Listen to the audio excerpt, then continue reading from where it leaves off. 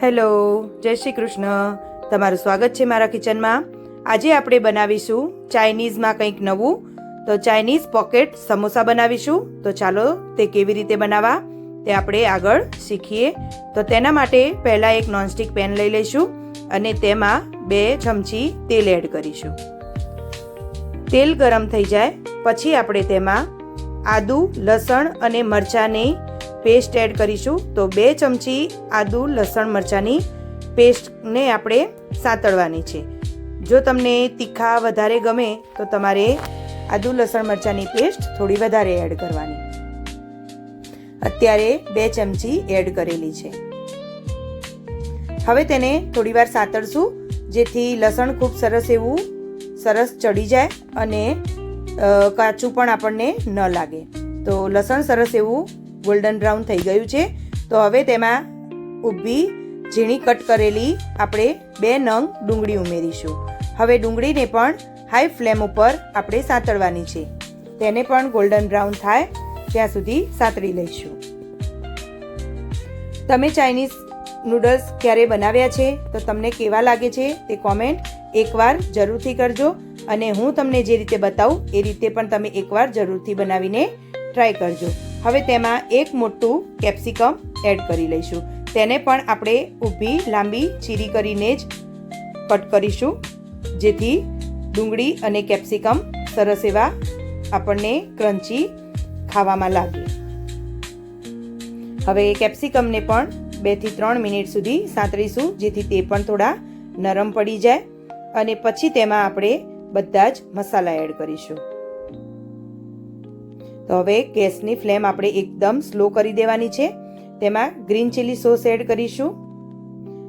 2 મોટી ચમચી green chilli sauce છે. 2 મોટી ચમચી રેડ ચીલી સોસ. ફરીથી એ જ કપથી ટોમેટો કેચઅપ એડ કરીશું. બાળકોને ટોમેટો કેચઅપ થોડું વધારે ભાવે છે તો તમે 2 ચમચી લઈ શકો છો. અડધી ચમચી સોયા સોસ એડ કરીશું. હવે બધું જ આપણે મિક્સ કરી લઈશું. પહેલાં સોસ સાથે આપણે બધા જ વેજીટેબલને સાંતળી લઈશું અને પછી તેમાં આપણે ડ્રાય મસાલા એડ કરીશું. જો તમારે બધા સોસને એકસાથે મિક્સ કરી અને પછી એડ કરવા હોય તો પણ ચાલે. અત્યારે મેં તમને બતાવવા માટે અલગ અલગ કર્યા છે. હવે ગેસની ફ્લેમ આપણે હાઈ કરી દઈશું અને તેને એમ જ થવા દઈશું અને ઉપરથી આપણે મસાલા એડ કરીશું. તો તેના માટે મેં 1 મોટી ચમચી ચાઇનીઝ મસાલો લીધેલો છે અને સ્વાદ અનુસાર મીઠું એડ કરી દઈશું. હવે બધું જ સરસ એવું સાતળી લઈશું અને ફ્લેમ આપણે હાઈ જ રાખવાની છે જેથી બધા જ વેજીટેબલમાં થોડી સ્મોકીનેસ આવી જાય. હવે તેમાં આપણે નૂડલ્સને બાફીને મેં તૈયાર રાખેલા છે તેને એડ કરી દઈશું.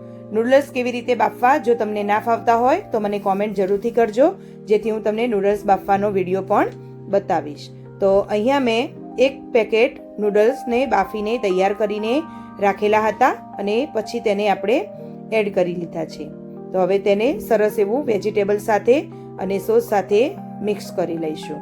અને આ વસ્તુ કરતી વખતે તમારે ગેસની ફ્લેમ હાઈ રાખવાની છે જેથી તમારા નૂડલ્સ ખૂબ સરસ એવા ટેસ્ટી બનીને તૈયાર થઈ જાય. તો આ નૂડલ્સ તમે એકલા પણ ખાઈ શકો છો પણ આપણે આજે પોકેટ સમોસા બનાવવાના છે તો તેના માટે આપણા નૂડલ્સ બનીને તૈયાર છે. તો ચાલો આપણે પોકેટ નૂડલ્સ બનાવવાની તૈયારી કરીએ. તો તેના માટે પહેલાં આપણે એક સ્લરી બનાવી લઈશું. તો તેમાં 2 મોટી ચમચી મેંદો લઈ લઈશું. તમારે કોર્નફ્લોર લેવો હોય તો પણ તમે લઈ શકો છો. હવે તેમાં આપણે અડધો કપ જેટલું પાણી એડ કરીશું. આપણે સ્લરી એકદમ ન પતલી કે ન વધારે એકદમ જાડી એવી બનાવવાની છે. ચમચીને કોટ થાય એવી સ્લરી બનાવીને તૈયાર કરીશું. ધીરે ધીરે પાણી એડ કરતા જઈશું અને મિક્સ કરતા જઈશું જેથી તેમાં ગાંઠા ના પડે. તો આપણી સ્લરી બનીને તૈયાર છે. તેને આપણે સાઈડમાં મૂકી દઈશું અને હવે માર્કેટમાં આવી પટ્ટી તૈયાર મળે છે.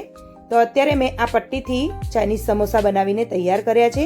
તો હવે તેમાંથી આપણે 2 પટ્ટી લઈ લઈશું અને તેમાં આપણે મસાલો ભરીને તૈયાર કરીશું.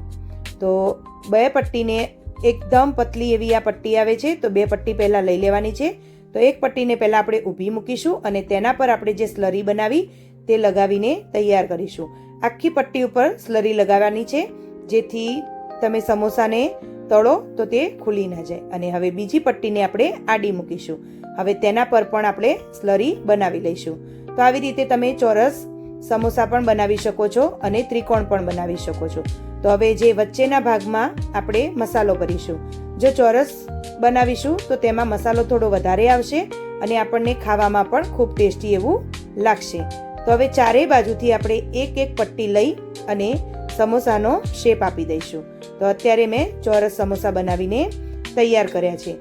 તો વારાફરતી બધી સાઈડથી એક એક પટ્ટી લેવાની છે અને તેને સરસ એવી ચોંટાડી દેવાની છે. અને ખૂણા પણ સાથે સાથે દબાવતા જઈશું, જેથી તે ખૂણામાંથી પણ આપણો નૂડલ્સનો મસાલો બહાર ના નીકળી જાય. તો પોકેટ બનીને તૈયાર છે. આ પોકેટને તમે ફ્રીઝરમાં મૂકો તો પણ ચાલે અને સિમ્પલ ફ્રીજમાં 2-3 દિવસ સુધી રાખી શકો છો અને પછી તેને તળી અને ખાઈ શકો છો. તો એવી રીતે મેં બધા જ સમોસાને બનાવીને તૈયાર કરી લીધા છે. એક તમને બતાવવા માટે મેં ખાલી ત્રિકોણ બનાવ્યો છો, પણ આમાં માવો થોડો ઓછો જાય તો તેના માટે આપણે ત્રિકોણ ઓછા બનાવવા અને ચોરસ બનાવવા. તો ચાલો હવે તેને આપણે તળી લઈએ. તો સાઈડમાં મેં તેલ ગરમ કરવા મૂકી દીધેલું હતું, તો તેમાં આપણે જરાક નાખ્યું તો તરત જ ઉપર આવી ગયું. તો આપણું તેલ તૈયાર છે. આપણે તેમાં સમોસો એડ કરી દઈશું અને સમોસાને બિલકુલ ટચ કર્યા વગર 2 મિનિટ થવા દઈશું અને પછી તેને આપણે પલટાવી લઈશું. હાઈ ફ્લેમ પર નહીં પણ મીડિયમ તાપે સમોસાને આપણે તળીશું, જેથી એકબીજાની ઉપર આપણી પટ્ટી જે આવી ગયેલી હોય તે સરસ એવી થઈ જાય. અને જ્યારે ફેરવો પછી તમારે ગેસ હાઈ ફ્લેમ પર કરી દેવાનું. તો આપણો સમોસા બનીને તૈયાર થઈ ગયો છે. બાળકોને તો આજે ઘણી મજા આવશે, પણ આપણને પણ ઘણી મજા આવી જાય તેવા સમોસા બનીને તૈયાર થયા છે. તો આ સમોસા તમે એકવાર બનાવીને તમે ટેસ્ટ કરજો. અને તમે મારી રેસીપી કઈ સિટી અને કયા સ્ટેટમાંથી જુઓ છો તે કોમેન્ટ કરવાનું ના ભૂલતા. મેં સાથે ત્રિકોણ સમોસાને પણ તળી લીધો છે. તો હવે બધા જ સમોસાને તળીને તૈયાર કરી લીધા છે. તો ચાલો હવે તેને આપણે સર્વ કરીએ. તો મેં વચ્ચેથી એક સમોસાને કટ કરી અને તેના પર ચીઝથી ગાર્નિશ કર્યું છે. ચીઝ સાથે કે તમે શેઝવાન સોસ સાથે આ સમોસાનો ટેસ્ટ માણી શકો છો. તો એન્જોય. Thank you.